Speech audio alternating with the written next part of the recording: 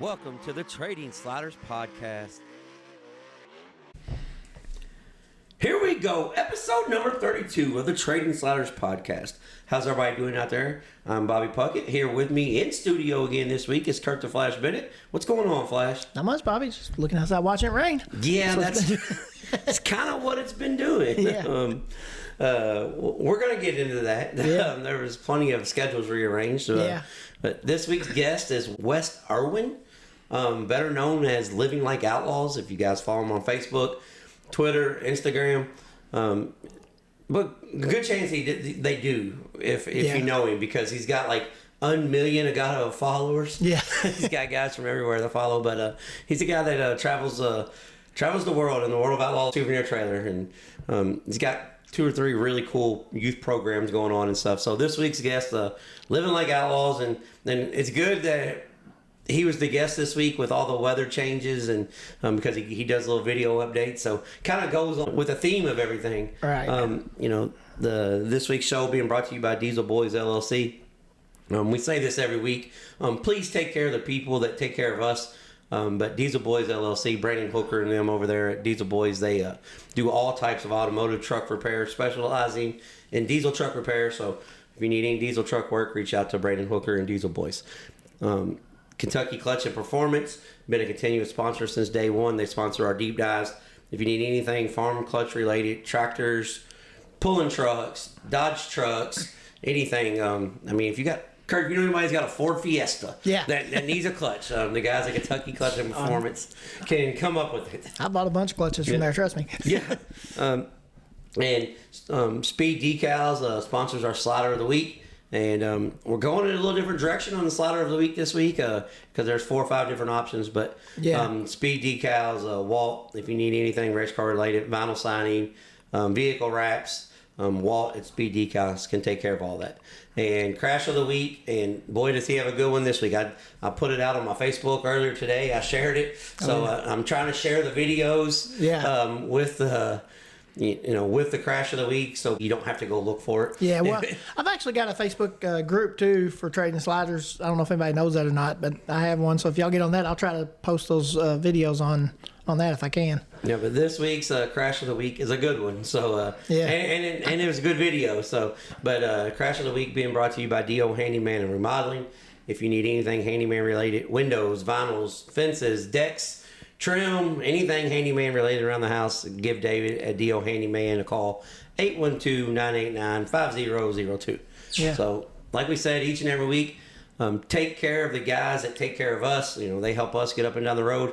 They're bringing you this sometimes great, sometimes not so great content. Yeah. but they are along for the ride each and every week. So, news of the week, Flash. Weather isn't playing nice at all. No. At all. So we had a bunch of adjusted race schedules, cancellations. We'll get into that. Kind of on the same token, here we go again. Fans being fans again. Why so much hate? Yeah. We're going to get into that. And racers race. And we have a couple situations where racers race this weekend. Oh yeah. And so we're gonna get into that, and news just kind of start off. Hat shake to Mississippi Thunder Valley, because they had a major paying race this weekend and got some bad weather up there, and they could have just pulled the plug and said, guys, we're not going to chance this, and they didn't. So we're going to talk about that here in a little bit, but I just want to give a big hat shake to Mississippi Thunder Valley for doing the right thing to help the racers out. Yeah. We'll say it that way. This week, we made a big group trip to Circle City on Friday. Had a bunch of us up there. Yeah, this is where I'm not very good at this. Probably should have, like, my wife get a picture or something. We could put it on Facebook. Yeah. We only had like 12 people sitting there with us. And, and then more came as the night went on. But a fun trip to Circle City Raceway. And Heights after Circle City, too. Yes. That's get into that, too. Well, that's funny because that's this week's Slider of the Week. I'll go ahead and get it out right now. I was going to mention that. This week's Slider of the Week, brought to you by Speed Decals, is Eddie Van Meter and his whole staff at Circle City Raceway. Yeah. Because this race should not have happened. And even when we was at the racetrack, it probably shouldn't have happened. Yeah. And not only did it happen, they got every lap of every event completed, and the racers got paid with a very, very suspect. And hats off to all the crowd that was there, because there was a lot of people there that could have not showed up because of the rain. And we sat there in the rain all night. I mean, it missed it all night long. So they did a heck of a job. So Circle City Raceway, we'll start off with that. Lucas Oil late model dirt cars. 27 cars. Brandon Overton took the win over Devin Moran and Hudson O'Neill. The race was not the greatest race in the world. No. By any means. But it was about to get really good, and we had a couple cautions come out. And, right. And Garrett Alberson was trying everything he could. Yeah. I mean, Alberson was trying everything he could, and he pulled up beside Overton once. We almost had a lead change, but caution come out. So I'm going to start on the positives. The positive is they got the race in. The fans that was there seemed to have a really good time. Yeah. And they kind of understood the situation, because the last 3 or 4 weeks I've been telling everybody how great Circle City is, and I'm not a Circle City defender. I don't work for them or nothing like that. Yeah. But they did not get the chance to work on the racetrack like they needed to. Yeah. And it showed. But in their defense, 10 minutes after we left the racetrack, it was pouring down rain, and rained all the way back to Louisville. So if they would have worked on the racetrack, we wouldn't have seen a feature. Right. And then the same people that's bitching about the way the race went down would be bitching that they didn't get a race. Right, exactly. So there was good for 30 laps, though. I mean, yeah. Just locked down a little bit on the last 20 laps, but I mean, that happens a lot of times, even when there's, when they do work on the track. So. Well, here's the thing, though. It didn't really lock down. It just threw so much crumbs above, they couldn't get up there. Well, that's, it didn't rubber up. Yeah. By any means.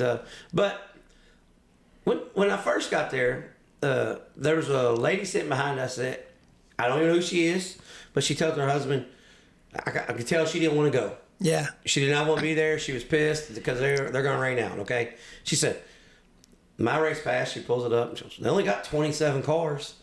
We wasted our time coming over here. The asshole in me almost turned around and said something, but I didn't, because I'm trying to be better, folks. Yeah. I'm trying not to, I'm always trying to stay positive, and so I didn't just turn around and let her have it. So the race went off, and like I said, it rained all night from hot laps till they threw the final checker flag. It rained all night, and they did a great job. Every time the cars would come off the track, they would put packed trucks, even the ambulance. Yeah. Every vehicle they had to keep the track together. Yep. So, I mean, for people that haven't been in the dirt racing world that long, they did a hell of a job. I know they had James Essex there, who was kind of, pushing the show along, but still, hats off to Circle City. And the concession lines were down all night. I mean, they moved people through. Yeah. So everything was a positive on the racetrack side. Now, was the race good? No, it wasn't. Because, I mean, it just wasn't. I mean, it just is what it is. I mean, but, when the race is done and you get on social media and you see, and this is something that, when I say fans being fans, why so much hate, this is something that really pushed a button with me. I'm not going to mention the guy's name, but I've seen a guy who is a racer, who's been to the racetrack, who's had issues, who's had, had confrontations after a race, who's been to racetracks where weather is played for. So he's seen every aspect of it. And he says, I don't understand what the big hype is about all these guys. I just watch them ride around single file. Yeah. And I was like, you cannot be serious. You are somebody that's in the sport, that's been to races, that 24 hours later, you're on Facebook again bitching about the races taking all night at your track. Yeah. So, and you guys not getting a race. So, that's something that I don't know how I want to approach that. So I'm just not going to, I'm not going to blast him. Yeah. But, guys, we just have to be better. Yeah. In the racing community, we just have to. I mean, Saturday night I went to Fairbury, 180. Just the camaraderie of the fans, knowing the situation, know what was going on. Yeah. You have to be better. I don't know why we're so jaded. And at first it was just fans. and now it's racers. Yeah. I mean, like Danny Dietrich going after Jacob Allen over the wing. Yeah. They used a wing that they crashed in Yeah. for a local show because you know what? Those wings cost about $2,800. Yeah. And they said, we got a new kid that's in a car that's never really raced 410s before. Right. So we're going to put this Bennett wing on. And he goes and throws a big bitch fit. Yeah. Well, he should have won. I mean, it was slick. He had a dished wing. No, he had a wore-out wing is what he had. Yeah. So, I mean, I don't understand it, Flash. Why do you think it's progressed to this? I don't know. It's just, I don't understand it myself. I mean, but I'm a race fan. I go and I know sometimes the race ain't gonna be great. Sometimes it is, and I'm not gonna gripe at it because I left here knowing that there was over 50% chance of rain. It was gonna rain up there. Yeah, it was about 80 or 90%. Yeah. It was just how much was Well, it it was gonna raining rain? all the way up there when Yeah. I went there. I was like, well, this might not be good, but I said, you know what? We're gonna stop and eat on the way. So we stopped and ate on the way up there and checked the radar again and went on up there. Speaking of the stopping and eating, Yep. You had Hanger Joe's. Yep. And I didn't because I told Flash, I was like, I'm a dumbass, and I didn't say Flash because Yeah, 'cause I could have picked it up for you. yeah, Flash was about an hour ahead of me. So I was like, I should have had Flash pick up Hanger Joe's, but I didn't. But I had Hanger Joe's yesterday on the way to Fairbury. Yeah, I seen that. So I had to go back through Indianapolis again, because Yeah, Tanya texted me a picture of it. So. yeah. So so it was a good weekend overall. But Oh, yeah. I don't know. Like I said, I don't understand why guys. I'm trying to stay so positive because just like this weekend, just like I was going to Eldora yesterday Yeah. when we got the Cumberland Plateau Series, they called the race off Friday, so I was going to go to Eldora. Going to Eldora at the time, knowing that there was about a 70% chance that it wasn't going to happen, and a 30% chance that it was. Right. And it didn't happen. Yeah. So we ended up at Fairbury, which we'll get into that here in a second. But as if you're doing something each and every week, and you're just going to bitch about it and complain about it, and it brings you misery to where you got to get on Facebook and you type out something and you're so pissed off you just hit send and you say, there we go, I told the world I'm mad. If the sport that you're doing, I don't care what it is, I don't care if it's baseball, tennis, racquetball, cornhole, it doesn't make, if it's something that pisses you off that much every day that you need to gripe about it, you may want to find something else to do. Yeah. That's what makes you happy. Yeah, because this is all supposed to be fun. Yeah. Is it competitive? Yes. Is there major money involved in it? Yes. But, guys, it has to be fun.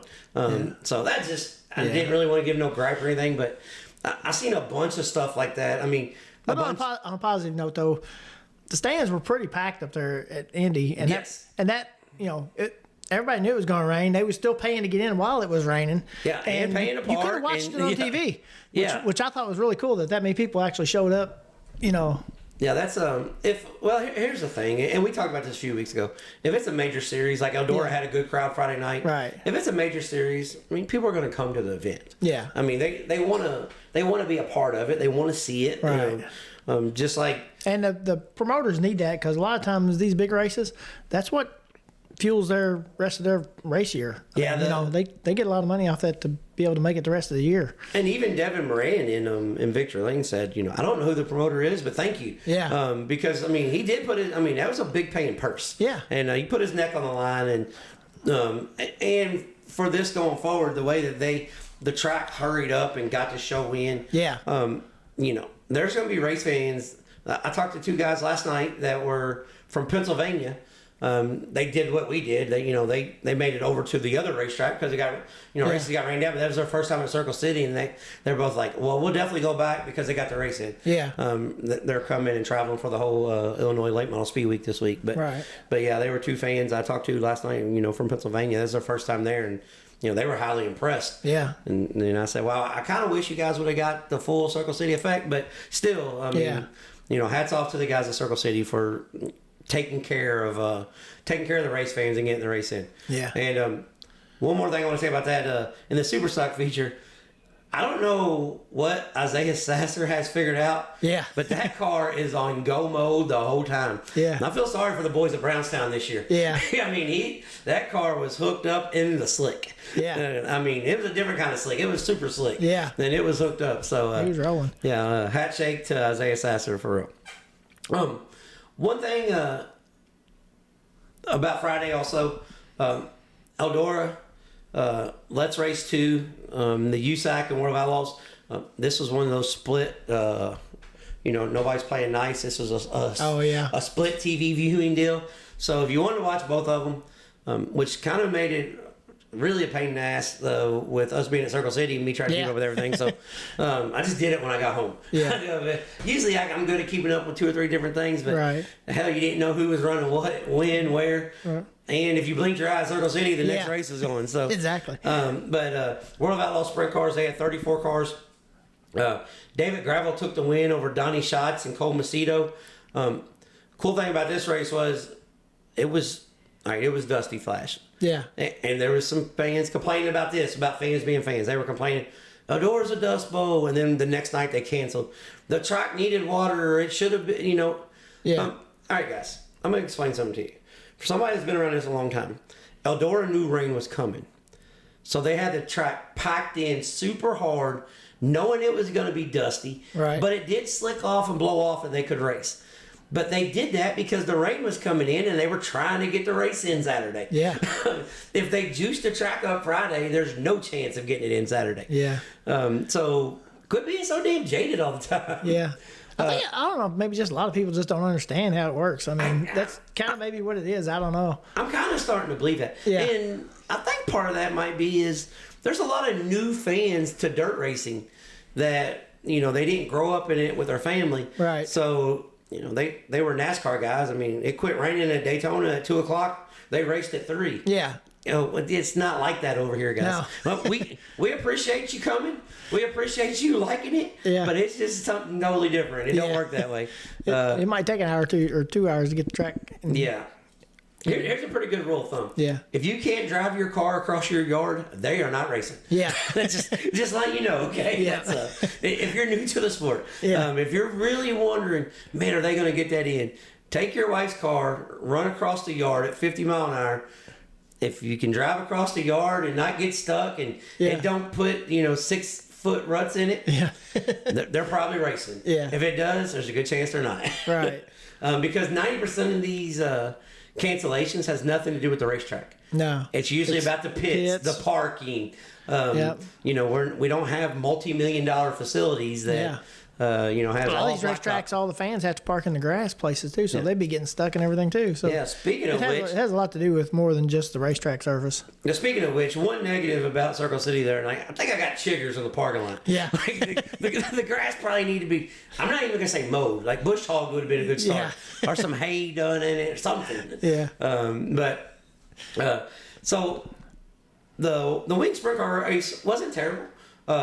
David Gravel started on the pole and won, but David Gravel, he won his heat. He won the dash, so he's going to start up front. Yeah. That's just kind of the way it is. But Donnie Schatz started 9th and ran 2nd, and Cole Macedo started 10th and ran 3rd. Yeah. So, you can't bitch about that. There was some passing going on. Yeah, there was some movers and shakers. Yep. And in the USAC sprint car race, they had 30. They ended up with 30 sprint cars, and Brady Bacon started 4th and took the win over Justin Grant and Kyle Cummins. Yeah. But this here was all Macho Man. Oh yeah, he slid in 3 and got a good run. Like on lap 1, he got 2 for 1. Yeah. And before they got back around on lap 2, he was gone. Yeah. It was Macho Man doing Macho Man things. Yeah. And congratulations to Brady Bacon for taking his 60th USAC sprint car race. Yeah. So not only did he, just absolutely destroy the field, he's got the coolest celebration of all of racing. I know Kyle Larson does the wing dance where he gets on the wing and his kid gets up and gets on the wing, but Brady Bacon stands up on the top of the seat, and him and Ciciana's daughter gets on the right rear tire, and they do the Macho Man thing together. So it's the cutest, most adorable celebration there is. So if you don't like Brady Bacon, you got to at least appreciate him involving his kids in racing and living on the road with the kids. So, Saturday, Eldora got canceled. It was probably, if you watched the Living Like Outlaws, our guest this week, Wes Irwin, if you watched him on Facebook, he kind of told you about 8 o'clock in the morning. He had his fingers crossed. He was being optimistic. Optimistic, or I screw words up. I want to screw this word up too, just because Chase busted my balls a couple weeks ago. Yeah. Hod and Child. Oh yeah. Sheldon Hod and Child. It's not Hod and Child. Oh okay. So that one's just for you, Chase. They know what you're saying. Yeah, that's what I said. I told him, I said, man, I can't. My pronunciation's terrible. I know that. Yeah. And hell, you've listened to 32 shows. You know that. Yeah. Yeah. I mean, you even listened to the basketball episode, and you don't even like basketball. So, right. You know, I'm gonna screw shit up. But Saturday, like I said, Saturday got washed out. Saturday getting washed out was a gain though for Mount Pillier Motor Speedway. I didn't get to see none of this, but a big thumbs up to Mount Pillier Speedway for taking a chance, and putting on the race. They ended up with over 100 race cars, and they had 37 non-wing sprint cars in Mount Pillier at a racetrack that doesn't run non-wing sprint cars. Yeah, and, that's pretty cool. I didn't see it, but I scrolling through my race pass, I seen where Trey Osborne, kid out of Indianapolis, that actually is out of Columbus and lives in Indianapolis. Cool kid, got a really cool backstory, but he started 10th and took the win. Flash, he's one of those kids that you like this dude. Yeah. Yeah. He moved to Indy. He tore his own. He took the crank out of his own engine. He's 18 years old. Yeah. He took the crank out of his own engine and resealed it and put new rear main seals in it and put his engine back together Friday night to race Saturday. Dang, that's pretty cool. As I said, you like this kid. He's a good dude. But so I'm glad he got the win. Saturday, Flash, I went to I've always said it was in my top 2 or 3, but I think I've got to change of heart. I'm sorry, Tri-State, but I think Fairbury is taking I think they're taking number 1. Fairbury American Legion Speedway. This is going to be the racetrack spotlight thing. Yeah. After I talk about the race itself, right. We'll get into the racetrack spotlight for Fairbury after. But so my wife. I called her, I was at work, and I had to work Saturday, so I was at work, and I called her, and I said, hey, you got like 30 minutes. You need to be ready with your stuff packed because we're going to Fairbury. Yeah. And I said, I'm going to call Flash and let him know that we're leaving and see if he wants to go. So first off, thank you to my wife for being so accommodating at a very, very short notice. Yeah. Very short notice. But we hopped in the car and made the trip to Fairbury. It rained from Louisville to Lafayette, Indiana. Oh yeah. Yeah. So yeah. Lafayette is just east of Fairbury. Right. It's not Fairbury's not. You don't go no more north. Right. So I hopped on 24 there and went across, and like we got to Illinois, and it's like the weather gods is like, you are going to America's dirt track, and I'm providing you the best weather I can. Yeah. Rain stopped and sun came out, Flash. Yeah. We haven't seen the sun in like 3 days. Oh, I know. It's like Uncle Cracker around here. I ain't seen the sun in 3 damn days. Yeah. So the sun comes out, and then to the left of us, it is dark, and Tanya's like, it's dark over there. And I told her, that's just because you got sunglasses on. Yeah. We get about 5 more miles down the road. I'm like, hey, pull up the radar real quick. Yeah. It was a hell of a storm, but now Bloomington, which is an hour from the racetrack, got 2 inches of rain. Fairbury got 0. Yeah. So it was it was really, it was bad, but it worked out. So we get to Fairbury, 27 Super Late models, or 22 Super Late models, I'm sorry, 27 modifieds, Super Late model feature. First off, Flash, they put new dirt at Fairbury this year. Yeah. They redid the dirt.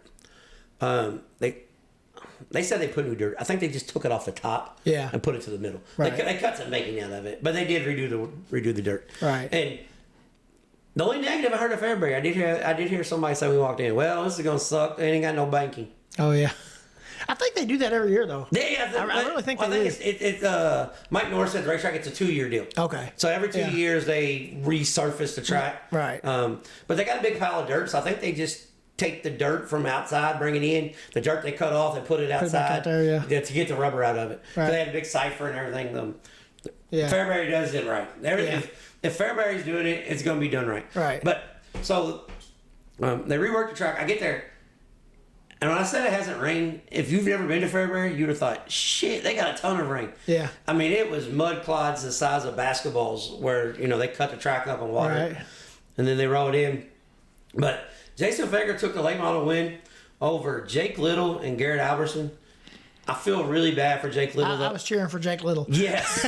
Jake Little drove. He made one mistake, and that was it. That's all it took. I mean, he drove the absolute wheels off that car. Yeah, he did. And just hooked the cushion a little too hard. And the thing was, what I really feel bad is, I don't think he screwed up because Fager never really showed him the nose. I mean, Fager was back there, but I mean, you can't hear him because everybody's ripping against the wall. Oh, yeah. So, Fager never really showed the nose, but I mean, he jumped the cushion, and I thought when he jumped the cushion that Albertson was going to get him. I thought Albertson was going to get him, but he didn't. But, Albertson started off on the bottom and was really good, like on lap 4. Yeah. But on lap 4, he done fell back about 7 spots. Yeah. So he started picking everybody off. Yeah. But once it migrated all the way to the top, Fairbury style, Albertson, I guess he decided, guys, not tonight. Yeah. I'm not gonna tear my stuff up too bad. He went up there a couple times and he really didn't gain on the 2 in front of him, so he just pulled back off of it. Yeah.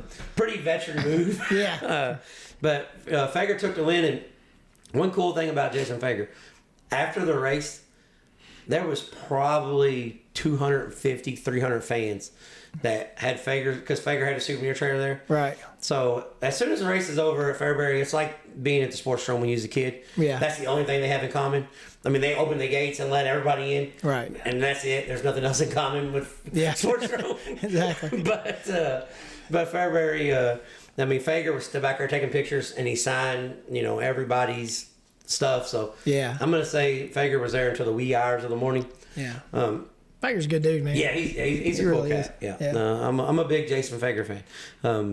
Fager Nation for me. Yeah. So, and one thing I like about Jason Fager was, when he started out in the late model, he was one of the very few Bob Pierce cars that nobody else had. Right. No, he was one of the first, Bob Pierce platinum late model deals. So, yeah. Doing things, his way. But the race of the night, come in the modified feature. First off, I know Bob Pierce and Michael Long have a working relationship with Longhorn now. Yeah. So there's kind of a Longhorn / Pierce version of a Longhorn modified out there. And Michael Long won, I think, 3,912 features last year. Yeah, he won everything. And we're in the season this year, and he hasn't won nothing in that Longhorn car. Yeah. So Thursday, they went and tested Thursday. And so he pushed, I guess they made some kind of change to the chassis or didn't like it or whatever. I'm not speaking on his behalf. I'm just relaying the message that Mike Norris put over the PA system at Fairbury. Yeah. So they put that car in the back burner, and Michael Long took his Pierce Platinum that he won every race in the country with last year. And then he won the $5,000 win Mars modified race Friday night. Right. And then Saturday he was on his way to win the race at Fairbury, and damn lap car stuffed him in the fence flash, knocked the whole right front off of it. Oh man. Yeah. But when that happened, caution come out like 6 to go, and Chase Holland and Jeff Curl ran side by side for the last 6 laps. Yeah. Never touched each other. Never threw a dirty slider. Curl stayed on the bottom, and Holland stayed in the fence. Yeah. I mean, just buried in the fence. And Chase Holland picked up the victory. 12th win on the year already for Chase Holland. Yeah. It's pretty good. They've all come in Illinois, which is really good. Yeah. that's really saying something. That's like winning 60 Modified races. Illinois, that's saying something. Yeah. So that's really good. But you can tell he's excited. He at Fairbury, another thing they still do cool at Fairbury, they let you carry the flag after the win. Yeah. If you want to, they do. Yeah. Yep. Well, I like it. Chase Holland didn't want to carry it too far, just in circles. Yeah. He did one of the biggest damn donut celebrations I've ever seen on a dirt track. I mean, it was almost Rico style chili bowl celebration. Cut donuts, and he was super excited. So, yeah, that's good. Absolute great trip to Fairbury. Now, racetrack spotlight. Fairbury Speedway, guys, you have to go to Fairbury. Yeah. Just one time in your life, and then you'll always go back. Yeah. It doesn't have to be for the Prairie Dirt Classic. It doesn't have to be for the Lucas Oil race. Regular show. That's all you got to go for. Yeah, you can go on any Saturday night. You want to take your wife to a really cool town that has no restaurants but a kick-ass ice cream shop. Yeah. Go to Fairbury. All right, and They got a grocery store where they still bring the groceries out to your car for you. Yeah. In Fairbury. I mean, Fairbury is incredible. But so we get to the racetrack. This is their regular Saturday night show, Flash. Every week, Saturday night, they got what they call the Falls Cup. You race, and this is another place where the track championship still means something. Yeah. Because a lot of places, it doesn't mean nothing anymore. People don't care, right? Yeah. Well, we don't care. You know, it is what it is. But Fairbury, super late models, $2,500 to win, $400 to start every Saturday night. Yeah. No entry fee. UMP Dirt Car Modifieds, $1,500 to win, $200 to start, no entry fee every Saturday night. Yeah. New division this year. They got what they call Hobby mods. no. Oh. They've had hobby mods. Oh, have they? They got Fairbury Falls Cup Street Stocks. Oh, yeah. It's their version of the IMCA stock cars. Oh, okay. They had 22 cars, $750 to win, $100 to start, and those guys run the hard tire. So you don't abuse your tire because you're not running in rubber. Right. But for a local racer, anywhere within a few hours of Fairbury, I don't know why in the hell you're not racing there. Yeah. I have no idea why. I get you may like other places, but Yeah. I don't know how you wouldn't like Fairbury. Exactly. Being a former racer, being a fan, I love the place. Just phenomenal place. It's a quarter mile. They call it high bank, but it's not really high bank.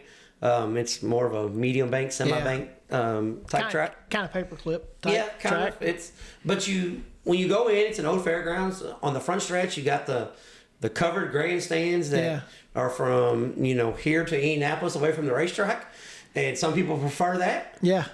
Or you got the back stretch that's directly on the racetrack. Bleachers right on the racetrack, sit close to the action. Beautiful, beautiful facility. The grounds are well maintained, well kept. And if you camp out at the racetrack like we did this weekend, they have a bathroom that's open 24 hours with shower house, free of charge. And Flash, I'm going to tell you why Fairbury is one of the best racetracks, if not the best racetrack in the country.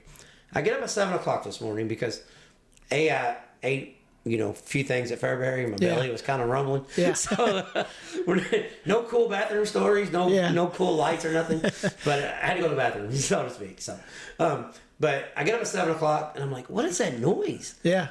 They've already flipped the track over, watered the track. They got the sheep put out there and the pack trucks. Yeah. Working the racetrack for next Saturday's event. Yeah. That's not the impressive part. The grounds is completely cleaned up. The grounds crew has emptied every garbage can. The bathrooms are clean. Everything is completely clean. And like the races were, this was 7 hours after the races. Yeah. So, it looked like, you just got there for the races that day. Right. At 7 a.m, after the races. Yeah. And the temperature's 40 degrees. So, it's not like, okay, the weather's nice, let's get an early start on it. Yeah. No, it's 40 degrees outside they're doing this. So, that place is awesome. You can't beat it. And like I said, on the old, the front stretch is cool because the bleachers have the concession stands and stuff are built underneath the bleachers. Yeah. And it's all wood and everything. It's just a cool place. Yeah, there's no place in the country like it. There really is. Like I was telling people last night, you can literally stand on the bleachers on the front stretch and throw a rock and hit neighborhood houses. It's that close. And everybody in the neighborhood likes it. They're all that's another thing too. Like the school is right outside of turns 1 and 2. Yeah. So they park at the school. You park on the neighbor's house because you're at the fairgrounds. There's not a whole lot of room there. Yeah. It's not like the Louisville Convention Center over here. It's nothing like that. No. It's a little fairgrounds. Yeah. But it's when they say it's America's dirt track, I don't have any pull, but I'm gonna tell Michael Rigsby, with you being a flow guy and you being part of ownership of Fairbury, could we maybe get a USAC sprint car race there? Yeah. Just maybe. Yeah. Let's do that. It's not that far from Indy. You'll pull the race cars. Oh yeah. Let's do an old Thursday Night Thunder or something. So that'd be cool. But yeah, so I went to Fairbury. But I'm with you. I'm thinking Fairbury's probably number 1 in my book. Yeah, it's a Hopstop would be number 2. Yes, I love Hopstad. I love Kokomo. I love Bloomington. I just like Fairbury because they run everything up here. They run midgets. They run. Yeah. They don't run midgets all the time, just once or twice a year. But they run. But that racetrack is just phenomenal. I mean, you can run the outside and the bottom, and the guys, they come off the corner side by side, and the guy on the outside will either have the guy by 6 foot at the line, or he'll be 6 foot behind at the line. You just never know. Just whoever gets the best bite off turn 4. Yeah, that's this place is awesome. Yeah, I love Fairbury. So that's and you know it's a really good place when you call your wife and give her a 20-minute. Hey, we're going to Fairbury. Yeah. She's like, all right, Fairbury it is. Yep. Like she didn't want to know any other options after that. Yeah, she didn't care about the drive. All right, we're going to Fairbury. So yeah, but. This week's Crash of the Week, presented by D.O. Handyman and Remodeling. I put it up on our Facebook page, but Tanner Carrick took a nasty, nasty ride at Placerville in the USCS sprint cars, non-wing sprint cars. It's Cali Dirt Videos, has it on Facebook if you want to go check it out. Carrick, I mean, he took one of those ones when he got his eggs scrambled. Oh, yeah. I mean, he walked off the track, but they kind of had some help, and it was telling him which direction the pits were. Yeah. I mean, it was the whole backstretch. He went barrel rolling. Old boy got a push and had his wheels cut to the left. Yeah. When he came down, that's where Carrick's right rear was, and pogo sticked him on a hooked up racetrack. So it was the racetrack was soft. When the left rear hit, it just went. So yeah. But that was D.O. Handyman Remodeling's Crash of the Week. Like I said, check it out on Cali Dirt Videos. The guy from California, he does a phenomenal job. If you like sprint car racing, yeah. I mean he puts stuff up every week from racetracks all, and even if it's on Flow or whatever, if it's on Flow or Dirt Vision, he's there with his camera, and he gets different angles. He may record the race from the infield in turn 1, right, or maybe up on the hill, outside the bleachers. So get some really cool angles. It's almost kind of like being at the racetrack, a lot of time. It's almost like the old grandstand video guy that used to do Farmer City and Fairbury. Yeah. Which Fairbury, they Flo does a good job of that, doing their weekly series too. So. Yeah, a weekly race at Fairbury is about like going to a major event somewhere. Well, I think there and Marshalltown should have weekly shows. I mean, they do, so that's a good thing. Marshalltown, the only place that I wish would get on either Flow or Dirt Vision, but I understand why they don't, because IMCA owns them and they're going to be on IMCA TV. But Boone, Iowa. Yeah. If we could get Boone on there with them, then we'd be set. We just said 4 of my favorite tracks. just in that one. Yeah, just in that one set down. Yeah. So, in the last race, we're going to talk about Mississippi Thunder Valley in Wisconsin.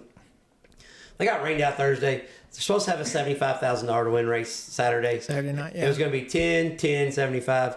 So in order for it to be feasible for them and for everybody involved to make money, and actually the racers, every racer came out better except for the dude that was going to win Saturday night. Yeah. So everybody came out better except for Nick Hoffman. Yeah. But so what they did was they took the purse and paid $25,000 on Friday, $30,000 on Saturday. Yep. So A, the racetrack could not lose its ass. Right. And B, the racetrack went out on a limb with rain all in the area. Yeah. And to me, I don't know how many fans showed up. I couldn't really tell from the video. Yeah. But I do know racers showed up. So when we say racers race, we had some all-night drivers, didn't we? Brandon Overton, Ricky Thornton Jr., Jonathan Davenport, Brandon Shepard. Yeah. They all made the 9-hour trip overnight from Indianapolis to Fountain City, Wisconsin. Fountain City, Wisconsin, which is damn near North Dakota. Yeah. So, I just took it off my radar thing this morning because we was debating. Yeah. But they all made the overnight drive, and also shout out to Garrett Albertson. I know it wasn't overnight, but he still showed up at Fairbury. Yeah, he went and raced to get a test and tune. They could have just sat at home. Yeah. So, but shout out to those guys. But Nick Hoffman took the win. He started 5th and ended up winning over Bobby Pierce and Brandon Overton. Thought Overton was going to double down this week. Yeah. He led for about half the race, and Hoffman said it best in his interview. He said, I really like these places that are slow and slick. He looked like he was back in a modified. Yeah. He was just that fast. Yeah, he was. If it's a momentum style racetrack, Nick Hoffman's going to be good. Oh, yeah. If it's more stop and steer, not so much. Yeah. And he's always been like that. So, and best thing about it is he doesn't, he doesn't hide from that. That is what it is. And did you see his interview where he's talking about his modified? He says, he's like, man, these guys say, why aren't you up here running this $100,000 modified race? He's like, I'm in this deal. I'm going to stick with late models right now. He said, I got plenty of good guys driving my cars. Yeah. So. Yeah, I mean, there's guys like Followay and them's going to go. Yeah. And that's a Cole Followay, Tyler Nicely style racetrack. So yeah. There's plenty of elite guys that's going to like that place. They're going to be good there. Yeah, it's going to be just fine. Yeah. That is a neat racetrack. That's the first time I've actually got to see it really, really? actually watch a race all the way through, pretty much. Well, they run a lot of USMTS races and stuff there. And I seen where Ricky Thornton Jr. is going to be, he picked up a modified ride for the $100,000 win race. Oh, did he? Yeah, he's, just some guy's going to let him drive his car. Yeah. Rocket Rodney Sanders. Oh, yeah. Yeah, he's going to drive it. Yeah, I don't know. I don't know if he'd do any good in that or not. Well, he said, Ricky Thornton Jr. always worrying about looks, he's like, all I got to do is put the RT. He can just drive, that's what I said, he can just drive his car and put the RT on it, it's done. Yeah, that's what he said. All I got to do is put the RT on it. And Rodney Sanders like, no, you're going to drive the other one. Yeah. I'm driving this one. Yeah. But so that was all, weather related. Schedules got changed. Everybody made it happen. So that's what I ended up doing this weekend on the road. A bunch of windshield time. Yeah. We're gonna get off here and check out our deep dive presented by Kentucky Clutch in West Irwin. Living like Outlaws. It's time for the Trading Sliders deep dives presented by Kentucky Clutch and Performance. Here we go, ladies and gentlemen. On this week's Trading Sliders deep dive, we have the man, the myth, the legend. How you like that intro? That's pretty good. That's a pretty good one, isn't it? I don't know about legend or myth, but maybe myth. Yeah. Maybe no. So we have Wes Irwin, better known as Living Like Outlaws, traveling the country, up and down the road. We really appreciate you taking time, especially on a busy race day. Yeah. I see how busy you are busting your ass, so we really appreciate it. Yeah, no worries. I mean, the only time you're going to catch me probably is at a racetrack. So, it's been fun doing Living Like Outlaws. Obviously, I work for the World of Outlaws Not Energy Drink Sprint Car Series, and to make a long story short, being the ability to work for them gave me the ability to have a big stage and start my own thing. You know what I'm saying? And if I wasn't working for them, my stuff probably wouldn't be that popular, but it's gaining some exposure for sure. Well, hold on a second. Don't always give the credit to everybody else. I mean, because you're putting the miles in, you're putting the hours in, and you're a personal person where people enjoy listening to you. So you got a little bit to do with that as well. Yeah, I put some effort into it, that's for sure. It's in, we were talking earlier about how this stuff, doing any of this is hard work. People don't realize the work you put into any of this, podcasts, just putting posts out on social media. It's a lot of work. Well, here's what's really crazy. Like, you look and I got wires running everywhere, and I tell people this all the time, and they think it's bullshit. Yeah. I'm just as surprised every week when this goes up as you are. Yeah, so when I tag you with it, I'm like, hey man, we succeeded again this week. Yeah. So you've been doing this for how many years now? Well, I've been with the World of Outlaws. This is my season 8 for me. So it seems like season 18, but when you're out here on the road for 10 months and I'm only home for 2 months, and really I don't even actually have a home. That sounds sad, but I live in the toter home for 10 months. And then I move into my RV for 2 months at a racetrack. Working for the Outlaws, they own the World Racing Group. They own Volusia Speedway Park, and I'm a Florida guy. My license says Florida, but I do stay at the track here the last few years, and I got full hookups. I park my RV there. I use the pace car as my daily driver, and why not? I mean, hold on a second. So, what better place to live than Volusia? Because your off months is when it's the best time to be in Florida, in the winter months. Well, I'm going to tell you this. I lived in Fort Myers Beach, Florida forever, so not to jump around or anything like that. I raced, our show jumps around a ton. I raced jet skis professionally for a long time. So some people don't know that, some do. So I got into sprint car racing. I actually drove sprint cars and some midget racing and things like that. I've driven just about anything, really. Spent time in Australia racing and everything. Just never was a real big name, but I tooted my horn, so I had a lot of backing. But I lived in Fort Myers Beach. Now there in the wintertime, it's hot. Yeah. Now I live in the Daytona Beach area, and it gets cold there, man. I don't know if you've ever been to the Dirt Car Nationals, but I've been there numerous of times. Been to the Turkey Rod Run there at Daytona. But see, that's what I like. I like the 45, 50 degrees. I'm not a real big. I don't like the 90-degree stuff, man. I'm too fat for that. I feel like in Daytona Beach area, I feel like they're cold. It's cold. You know, like when they say it's cold, it's cold. Well, it's because the wind. I mean, the wind it's damp and the wind is wicked. Yeah, yes, sir. Yeah. But you know, I can't think of. I love Florida. I've been living in Florida for some time now.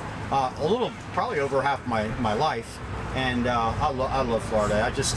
I love being down there. Unfortunately, racing's not the biggest thing in the world down there, but they still got it, you know. And I remember kind of when I was racing jet skis, I lived on the beach. I rented jet skis for a living, so I had a pretty cool life.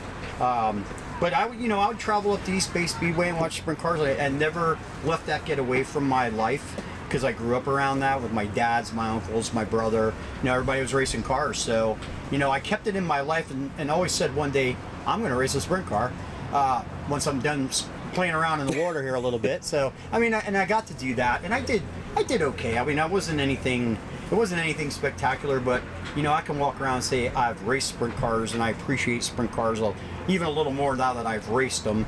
So being on this side of the sport, I have a little more knowledge of it, and it helps, you know. Well, that's like me. The reason why we started this podcast, because I've raced and I coached high school basketball, and I couldn't really race and coach. And then when I got out of it, I was like, I got to do something. I'm not like we're really leaving a mark, but we're having fun bullshitting every week, you know. So I was like, I got to do something to stay active. And my wife said once I quit coaching, you know, we went to the races about 100 nights a year anyway. She's like, you got to do something during the week to keep me, you know, sane. Because if you just sit home, I'm gonna go crazy. I know you work for World Racing Group and you work for Dirt Car, and Volusia's your home track, but being a Florida guy, how bad did it suck losing East Bay? Yeah, I mean, they were talking about it for some time, and then it seemed like it wasn't going to happen, and then it did happen. So, I mean, any track you lose is devastating, really, but we hope that, you know, I think the sport's gained some momentum since COVID. I really do, and, you know, you got people like, you know, Kyle Larson and Christopher Bell jumping in these things and bringing new fans to our sport, which is awesome, you know, and it's so I feel like we're doing okay. We're going to lose some tracks. That's just part of life. It's part of progress, unfortunately. And you know, my biggest thing, if you follow me on Living Like Outlaws, you'll hear me vent once in a while. I do this thing where, and I don't necessarily vent, but I tell people, like, our fans can be our own worst enemy sometimes. And you know, I hate doing this to Williams Grove, but I use them as an example because they get beat up pretty verbally up there. And you know, I love the fans up there, but they are hardcore. So if they don't like something, they're going to talk about it. And I try to tell them, you know, when you do that, though, you're kind of hurting the sport. This is why, you know, track owners, I know a lot of track owners from doing this job, and promoters, and some of them are just getting fed up with the fans and the way they bash them. And you know, if somebody comes around and offers you millions of dollars for your property, and you're just had it with the people, you know, we're chasing them away. Well, the social media is a double-edged sword. It sure is. I mean, it's super positive. Like, you know, here recently, Paragon changed the sprint car race. You know, 12 hours before the race, they moved it up a day and ended up with 30 cars in a packed grandstands. That's positive. Yeah. But every time, the thing that irritates me the most is the weather. Like, you put out right, race day Saturday. Well, it's going to rain. It's Tuesday. Yeah. I mean, the only job in the world where you could be wrong 7 days a week and still have it is the weatherman. Sure. So why in the hell are you agreeing with the weatherman a week out? So I can understand where racetracks, and especially because promoters and owners, they're older. I mean, they've been doing this. Not rarely do you have anybody our age that's running the racetrack. So they've been doing this so long that I can get to the point where it's like, you know what? I'm done with this. They're tired. You know, they're tired. Well, I mean, it's Devil's Bowl Speedway's a prime example. You know, I think the Edwards family, they've been involved in racing forever, and you know, they're great people. I love them to death, but I think, you know, progress and just getting tired, and you know, like you said, they're older guys, you know, and it's like they don't get no help. You know, the kids don't want to take over. Ray Marler just retired at I-55. Him and Schrader, you know, they don't own it anymore, and they got a young guy in there that's very. I mean, he's got some ideas, and I think that's awesome. But like, and I tell you a good thing about him, not to cut you off, but what he did at Brownstown Bull Ring was phenomenal, because that was a fairgrounds struggle bus for years. Sure. And he turned it into a race destination in the Midwest. So I think I-55 is not in good hands; they're in great hands. Yeah. No, and absolutely, and it's just like I was talking to Kenny Schrader. You know, and I know Kenny for some time, and some of you follow me know I stay with Kenny Wallace a lot, so you know I get to talk to Kenny quite often, and you ain't gonna meet two more passionate people about dirt and asphalt and the whole realm of things like those guys. But you know, it's like he said. He goes, well, you know, it was kind of falling apart a little bit there, and you know, it's Josh, right? Yeah, Josh came in and did a major spring cleaning, is what he called it. You know, because I mean, think about it. Ray was in his 80s. I mean, and he had help, but not a lot of help. Nobody wants to do what that guy's doing, and Ray's out there cutting grass and breaking his hip and shit like that. And it's like, you know, you feel bad for Ray, but he loves the sport so much. But eventually, you just got to stop, and he stopped because of age, I believe, mainly. Well, and it's funny you said that, because a lot of people shit on Eldora and Tony Sturt, but a lot of people don't remember. You know, it's Kenny Wallace. You talk about Kenny, as he always says, you got deep bullshit the situation sometimes. Yeah. A lot of people don't remember, before Tony Sturt got Eldora Speedway, it was in pretty rough shape. Yeah, it was. I mean, it was apart. Always Eldora, but I mean, it needed a big spring cleanup. Well, you know, and it's helpful, like guys like Tony and Josh, and you know, they might have a little more financial backing than some of these older guys do, and that's a plus. But you know, as long as people stay positive and don't bash them, they're always going to have a great attitude, and they're always going to want to make things better for the fans. After a while, though, you get burned out on it. And it's just like, you know, I've been telling people, you got to stop whining about stuff. You know, like Mother Nature. You know, like people are like, oh, the Outlaws wanted to cancel that show. They didn't want to race. Well, okay, well, I wanted to drive 500 miles to a track not to race. I don't think so. I mean, you know, and we showed up to race, and you know, Mother Nature wins sometimes in the springtime. It's a crazy weather in the Midwest, and you know, there's a lot more factor today. You know, the rigs are bigger, and people are like, well, they don't need those big rigs. They should just have an open trailer. But you forget, these guys are traveling around the country. They don't always get to go home to their race shop, so they have to carry their whole race shop in their trailer. So now you got a muddy pit area, and these guys are getting stuck and tearing their stuff up, and they have to cancel the race because of that. It sucks, but it's part of the industry. Well, speaking of burnt out, you travel so much. When you get towards the end of the season, is there like, I mean, I know you love what you do. You're living like Outlaws. We're following it on Facebook and Twitter and Instagram. You love what you do, but do you get to a point where you're just like, damn, like, I mean, because it's hard. I've been on the road.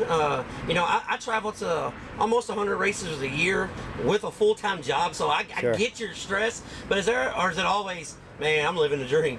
You know, I must be a weird guy, I'm telling you, because I love this shit.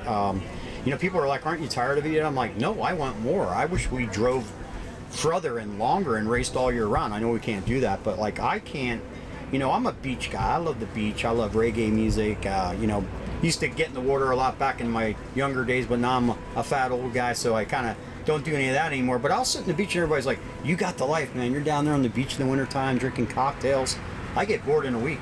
I'm ready to get back on the road. I mean, and I love the beach, but like, I start going stir crazy because I love this stuff. And this stuff is like, I love it. I live for it. And thank God there are people like me, because you need people like that to do these jobs. You know, it's a very unique niche. Well, that's what I'm saying, because, you know, I love the sport to the T. I mean, I've been the same way. Like, when I was in high school, I would drive to Indianapolis on Wednesday nights because they ran Neymar's Midgets. Yeah. You know, like every Wednesday, I'd make the 2.5 hour trip, you know, at 16 years old, because, you know, that's just what we did. My whole family, we've been involved with it. But, you know, I have people ask me all the time, like, where are you going this weekend? And I'll tell them, like, I mean, you got to work Monday, right? I'm like, I got 8 hours to get back Sunday night. I mean, what the hell? I mean, why? Yeah, I'm going to work. Yeah, that's you know, I feel you on that one. It's like, you know, here, you know, I understand that Kokomo rearranged some dates here this weekend. So, you know, if I'm feeling frisky after tonight, I might head that direction and watch some, you know, wingless and midgets over there in Kokomo before I head to Eldora. I don't know yet. I mean, it's always a possibility. I love going out of my way for things, racing especially, baseball second. You know, I'm a big baseball nut, so I get to do a lot of that. And you know, how many people can say that? You know, how many people can say, I seen 13 ball games last year, some major, some minor leagues, but like, you know, and I'm throwing off names to people. Well, yeah, I seen the Akron Rubber Ducks, the Columbus Clippers, in Tulare, in Visalia, I seen the Rawhide, and you know, not everybody gets to say stuff like that. So I will tell you, when I do get stressed out or I get frustrated about this stuff, I just think about what I could be doing. And I change my mind real quick, like, you know. I was like, you know, it was a bad week, but no, it's a great week. Fargo, North Dakota, here we come. Yeah, exactly. I mean, you punch it. I'm not a time clock guy, and I don't think I could ever do that. You know, I'm getting up in age, too, so it's not, I'm not going to start a new career anytime soon. I feel like there's people like me. Johnny Gibson comes to mind. We're the kind of guys that'll stay out here till they. I hate to say it. So they tell you can't be here. Well, I can't walk anymore or something. They find us dead in our RVs. Yeah. But I just feel like it's good to have those people because I see kids come in to do this job, and it's some of them that come in for a stepping stone. They want to go to NASCAR or IndyCar, and that's awesome. That's awesome. That's what World Racing Group is good for that too. These kids get to learn a little bit about the industry, and then they can move on to the bigger and better things. But I see a change every 2 to 3 years, and I'm seeing new people all the time, and I started calling all the new guys they hire Alex, because there was a year I think we had 3 of them. So when a new guy walks around, I say, "Hey, are you the new guy?"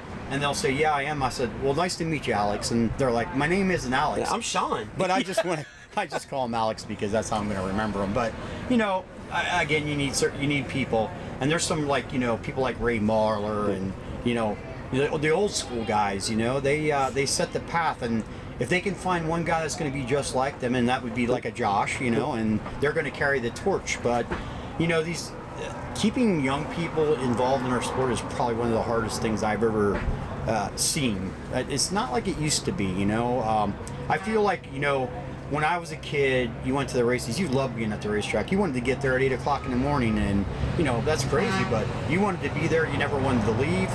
And then you grow up, and you go to college, or you go in the military, you have a family, but you always come back, and then you bring your family, and then they get into racing. So you got to keep the youth interested in it. I don't know how to do that. I try my best to be one of those guys to make the sport interesting again. So Living Like Outlaws has been my way of a fan guide, more or less. I call it a fan guide. With the Living Like Outlaws, and you do the Living Like Outlaws youth developmental thing. Oh man, that is taking off right now. That's it's pretty badass right now.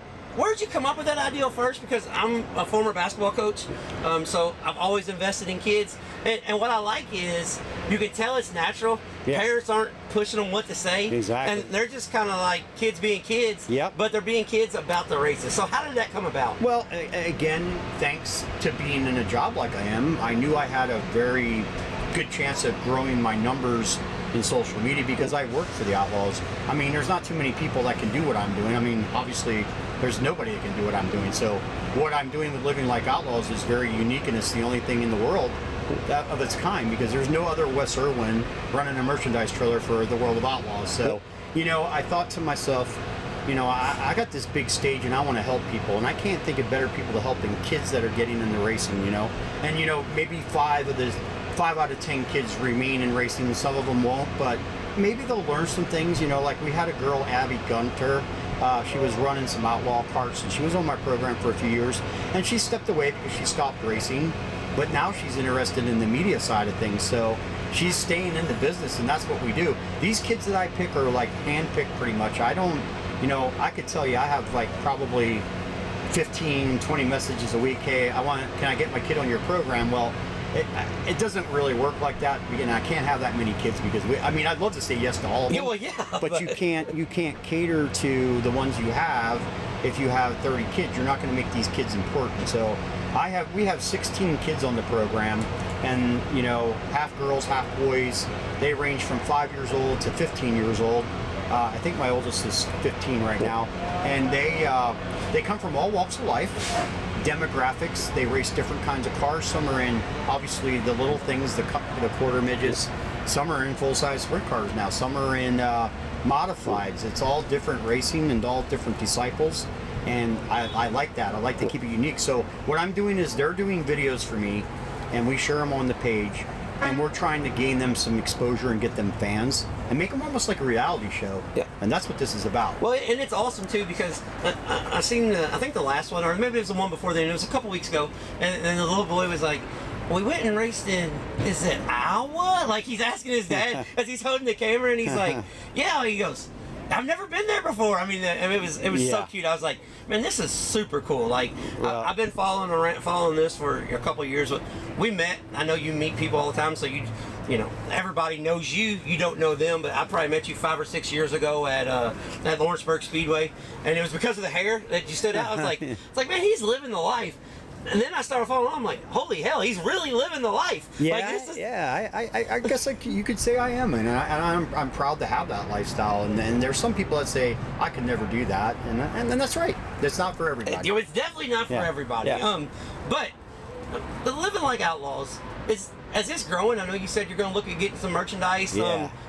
So is it going to be the point where it's actually work, or is it still going to be, no, man, this is the way I am? Because this is where I am at with the podcast. It's, you know, it's at a juggle thing. It's like, I'm not getting Sports Center type listens, but we're getting enough listens every week. Like, if it's not out Monday morning like people want it to be, I get a couple hundred messages like, no show this week. That's awesome. I'm like, that's great. I appreciate it, but I got to work today, so it'll be this evening. Yeah, sure. Well, you know, and there's a little secret to my thing now that we're getting a little bit bigger, a little better at what we do, is because I have 3 people that are helping me now in the background, and they don't get enough accolades at all. But I got Katie, who I was doing a show, Dirty Thursday, in Grand Forks, and she was one of the producers, and John Roberts asked me, he goes, are you ever gonna, how are you gonna grow? How are you gonna make this expand? I said, well, I need help, is what I need.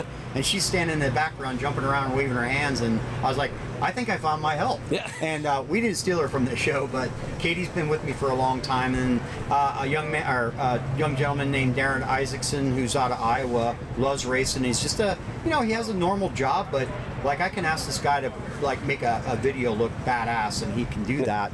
If I don't want to, I like doing raw videos, but once in a while you got to put some bells and whistles to it. And then one of my kids, Addison Roger, her mom is a social media guru, and all right, I'm gonna need her number then. Yeah, because I'm terrible at that part. I'm telling you, that's what she does for a living, and she came on board, and she's basically helping me with the youth program. So if you're noticing more paragraphs and more hashtags and more catchy phrases, it's her, it's not me, and that's how this is going to grow, because I have help now. So with the help I have, where is it going to go? We're just going to keep it the same. We want to make it just a fan guide, basically, and some reality stuff on the side. And we want to pull the trigger on merchandise, and there's nothing wrong with making a little bit of money on doing this stuff. Well, no, I mean you're working around the clock. At least get some cheddar back. You know? That's right. And and I love what you guys are like, what you do here. I'd love to get involved in that, because it'd be very fun to do it on the road, and I can, I meet a lot of interesting people, so. We could have some guests on our show, that were very, very hard to get. Yeah, well, that's like me, When I decided to do this, there's 1,000 people doing podcasts, so I'm like, hey, guess what? I'm gonna do mine different. I'm doing mine. Every interview is in person. Yeah. I don't care if I gotta drive 5 hours on a Wednesday night to get the interview. Yeah. We're gonna interact. We're not doing it over the phone. I think that's the best way to do it. I did do one phone interview, but that was kind of just talking to a buddy, because Jack Slash, known him forever, and we were supposed to meet up at the Chili Bowl. He had the fires, he couldn't make it out, so we did that one over the phone because we already had it planned. But everything I'm going to do is in person, even if it makes for long nights. Sure. I wanted the interaction where, hey, me and you're bullshitting, because if I ask you something here and you got a problem with it, I can tell in your face, you're like, hey, let's not talk about it. And if I say it over the phone, you're like, well, that guy's an asshole. I don't want to talk to him. I mean, he just... Well, doing audio podcasts are fun, too, because, people don't realize you're standing in a 10x10 tent with me right now. My storage tent, and it's getting warm in here, and we're standing in here because of the noise, and right now the girl I have working for me, she's doing all the work, and we're in here having fun. But, there's some really good ones out there, and I like your deal. I like what you're doing here. People are like, well, do you know what it is?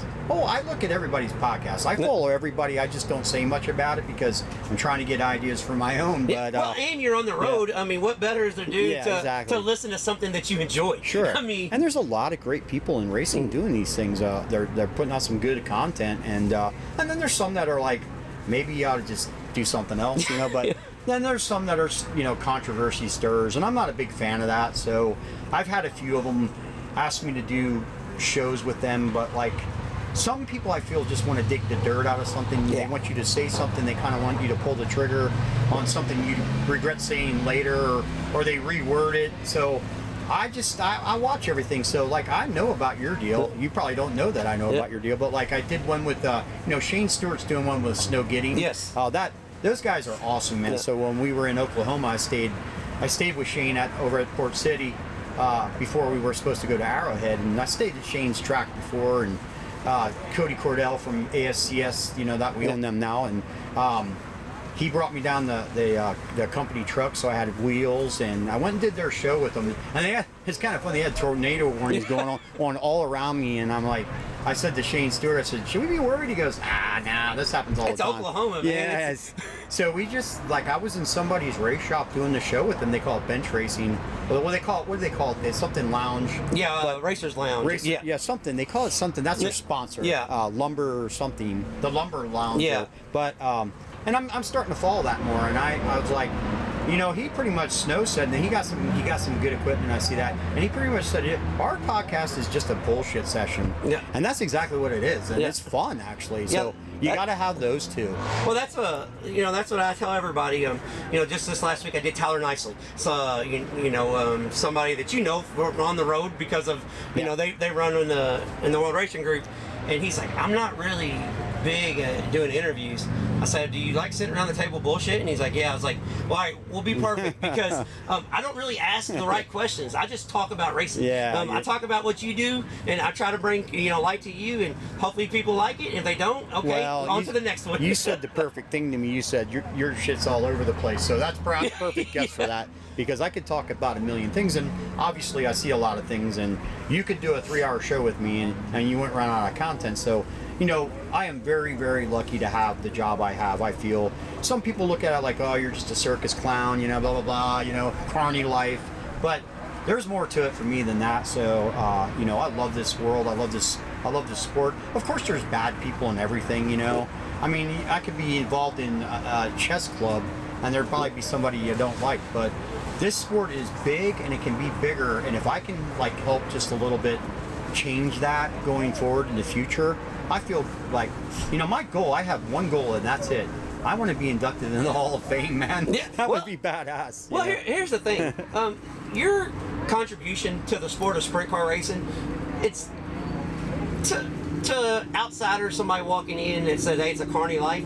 That's because they're a casual fan. They don't understand, the lifestyle. They don't understand that, there were kids like me that were born on a Thursday and was at the racetrack Friday, Saturday, Sunday. Sure. I mean, there's people like that all over the country where you think, they might think it's carny, where I say, man, he's living the greatest life. Like, that's awesome as hell. I mean, and you get to travel on somebody else's dime and see the whole world. I mean, that's pretty you know what I'm saying?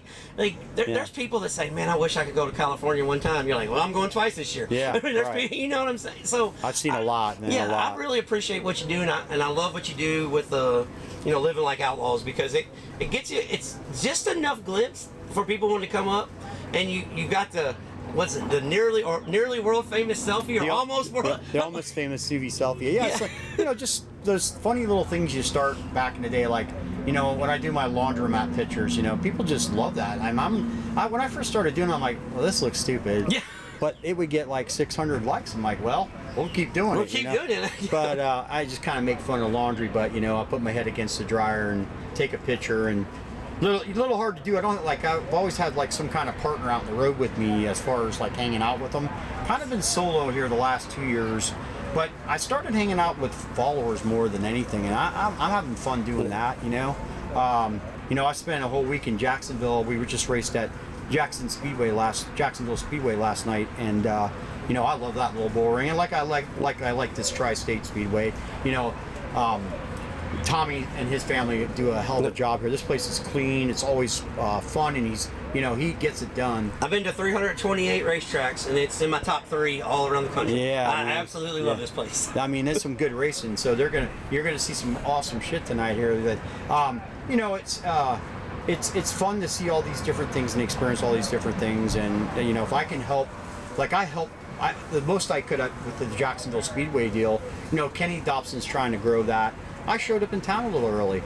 Now, I put my rig on display. I lived in the Hy-Vee parking lot, which is okay, that might not be as fun as staying somewhere cool, but or at the track. But I had fun, and and you had some good eats by following your pictures. God, you had some good food. So all those people in that town are so into their racetrack. It's a good hometown feel. They really back their track up, and hanging out with the mayor of the.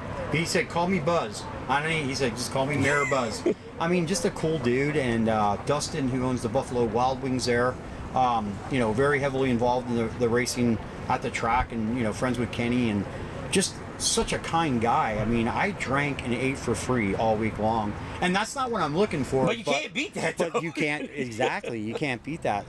You know, I don't like to take advantage of but here's a funny story, though. I don't like to take advantage. I don't like to play the card, but, you know, I'm a big bourbon guy. I'm starting to become a bourbon connoisseur. And while you were getting ready to do this, somebody dropped off a bottle from Indiana, so I'm looking forward to trying it. And the fans bring me so much. I mean, I appreciate the gifts. It's not necessary, but, like, it's cool. You know, I used to get really uncomfortable when somebody'd hand me something.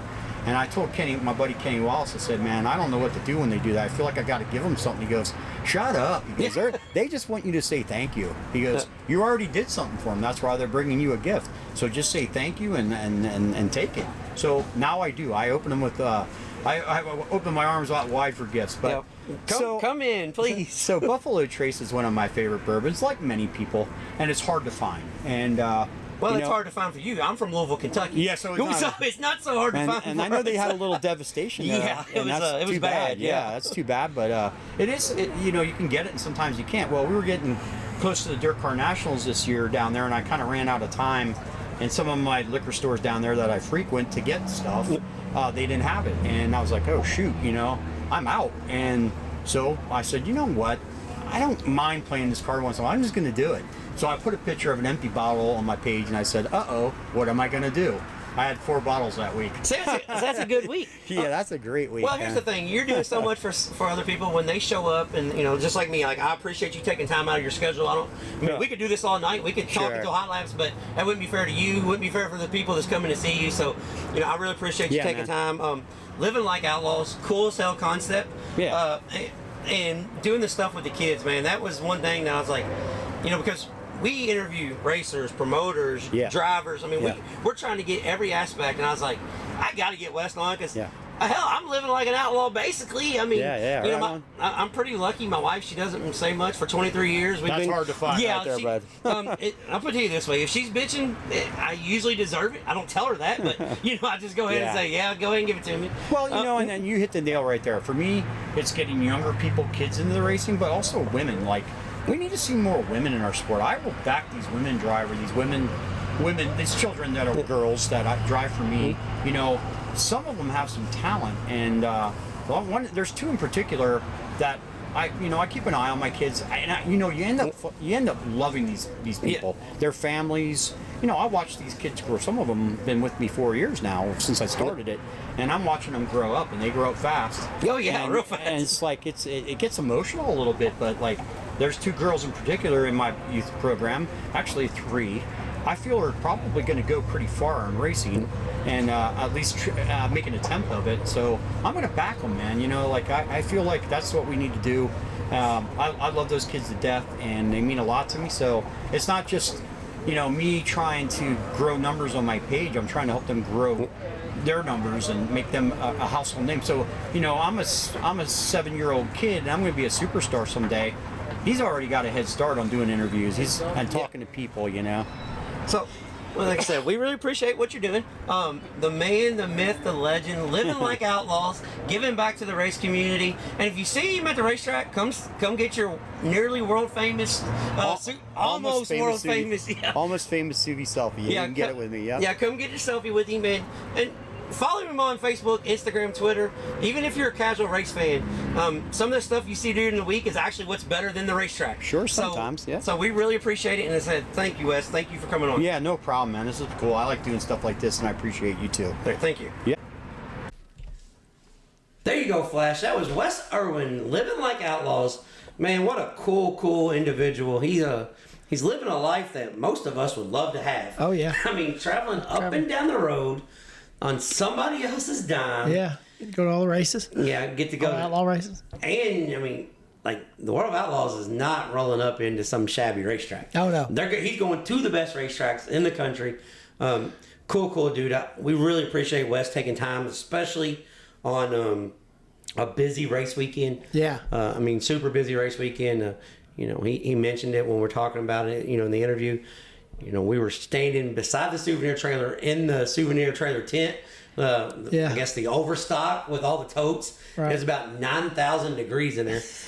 The exact opposite of what I had this weekend. It was 40 degrees all weekend. Right. But Wes, he's a cool dude, and what I really like is that he's raced sprint cars. He's a Florida guy. He grew up on the beach, and he raced jet skis professionally. Oh, but yeah. he raced sprint cars. So, when he talks about sprint cars, he can actually kind of talk about them. He said he wasn't the greatest, but hell, he's at least crashed them. Right. So he knows how to talk about them. Yeah. So but Wes, man, he's a cool dude, and guys, like I said, follow him on Living Like Outlaws on Facebook, Twitter, Instagram. What's that thing? LinkedIn or something? LinkedIn. I've heard LinkedIn. Yeah. I don't know it, but I don't know all the social media stuff, obviously, because we screw up with that every week. But give Wes a follow, and he's the type of guy, he likes hanging out with followers. He travels the country, and like this week, he hung out in Greenville, Ohio, all week. Yeah. Went to what's the railroad place? Oh yeah, the Whistle Stop. Depot. Whistle Stop. Yeah, went to the Whistle Stop and had lunch there, and he's just a cool dude, man. I really like Wes. I met him about 5 or 6 years ago, and he's just one of those dudes that, and he said it, and I'll say it. He said dirt racing needs guys like him and Johnny Gibson. That, they're just gonna find him dead in a motorhome one day because he loves this shit, man. He's staying on the road. So, big thank you for coming on the show, Wes. We really appreciate it. Like I said, it was I know it's hectic, it was busy, but we made it happen. So, upcoming events flash. This week, as Dustin Jarrett would say, I'm gonna screw this word up too. A plethora. How do you say a plethora? Yeah. Like a bunch. Plethora. Yeah. I think that's how they say it. Yeah. Yeah, we have that word too. Yeah. We have a bunch of races this week, starting Tuesday. So, from Tuesday until next Sunday. If the weather is bad in your area, hopefully your area is not Central Illinois or Central Indiana, you can watch a ton of races on TV all week if you want to. Yeah. But Tuesday night, Flow, it's the start of Illinois Late Model Speed Week. Yeah. They go Tuesday, Wednesday, Thursday, Friday, Saturday.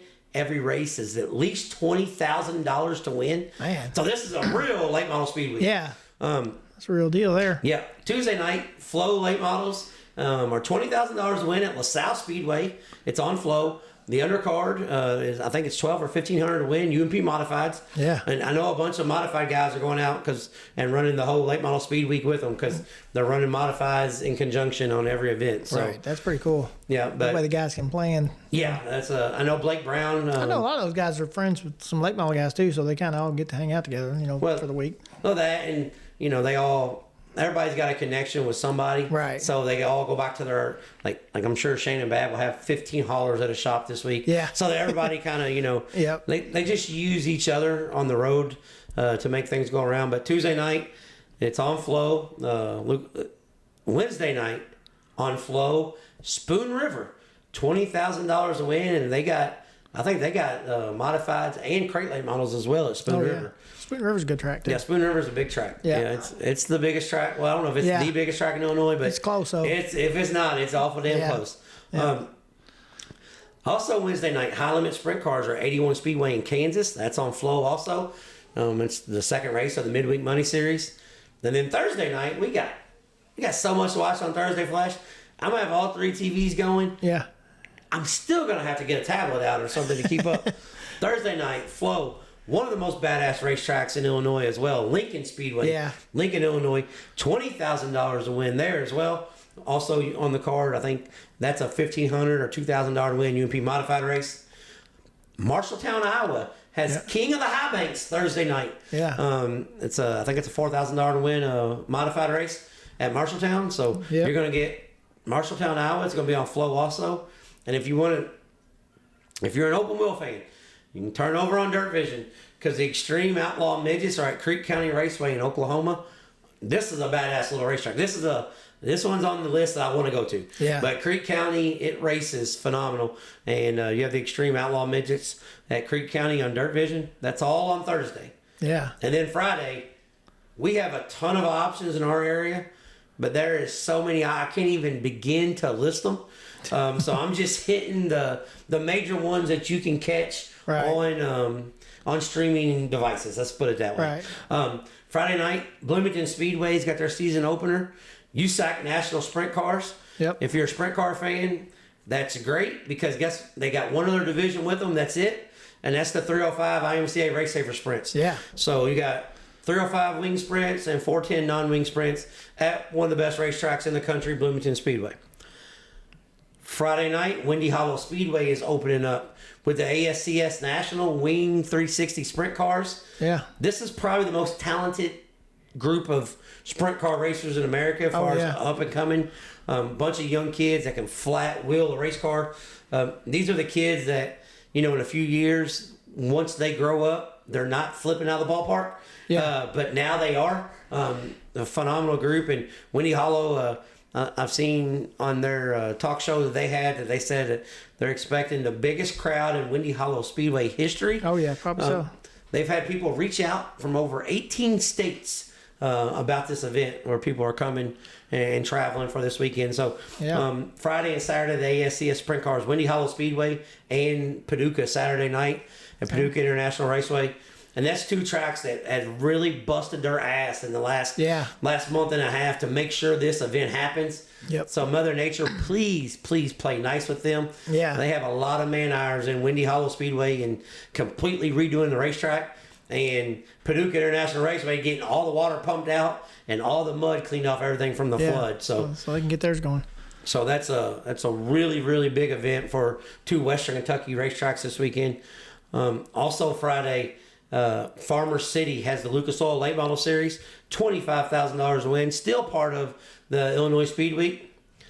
Southern National Series is at Rockcastle Speedway for the Finn Watson Memorial. Yeah. Previous guest on the show, Jay Watt, his dad's memorial race has been moved to Rockcastle Speedway, which is fitting since Jay Watt was last year's pro late model Rockcastle track champion. Yeah. And so the Ray Cook Southern Nationals will be at Rockcastle Speedway Friday night.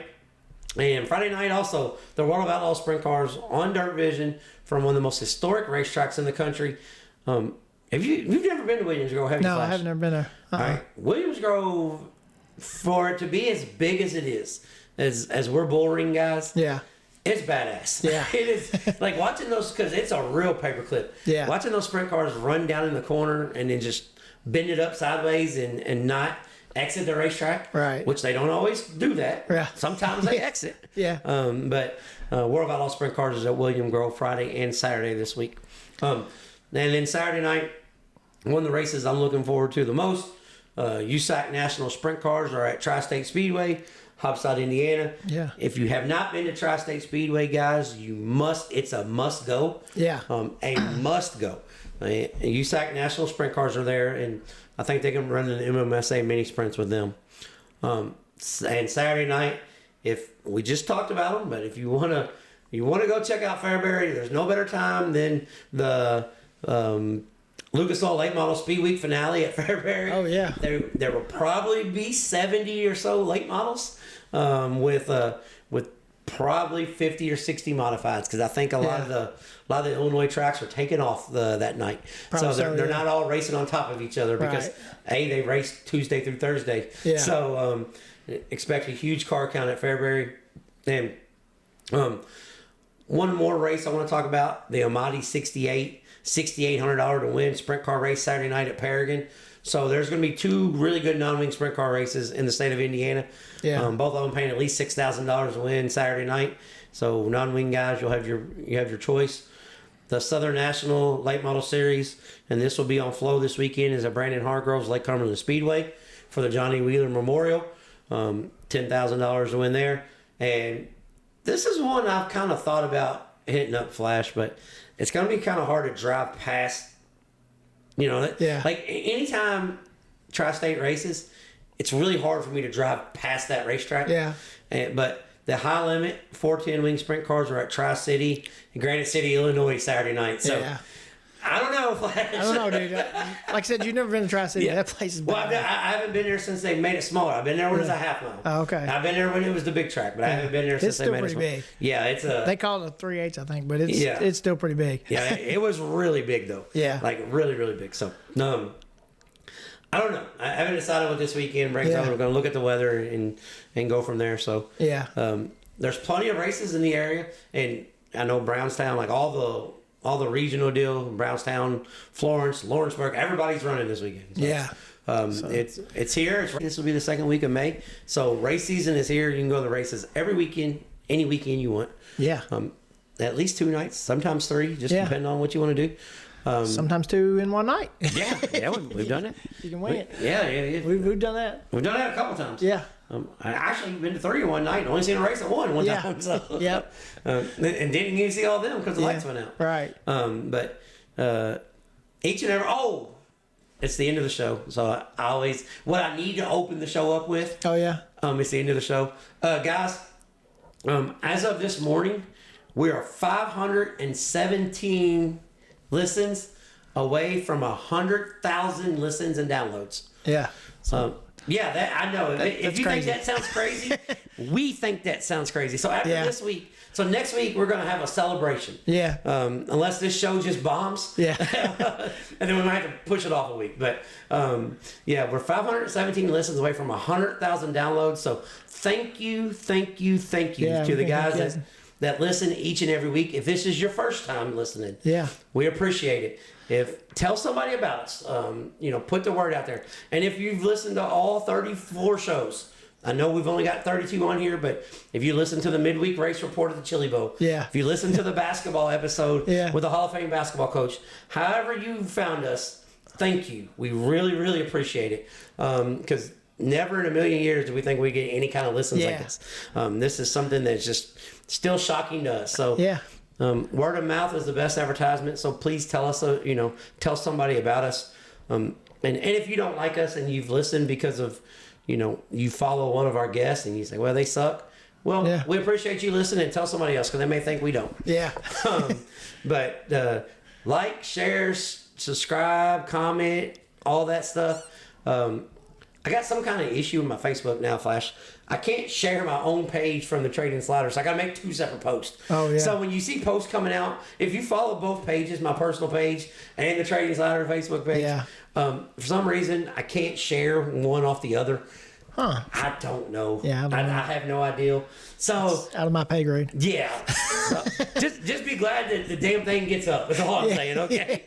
So if you see me posted on one and then you see me posted on other, it's not because I screwed up. It's because it just doesn't work for some reason. Yeah. So that's what we're doing.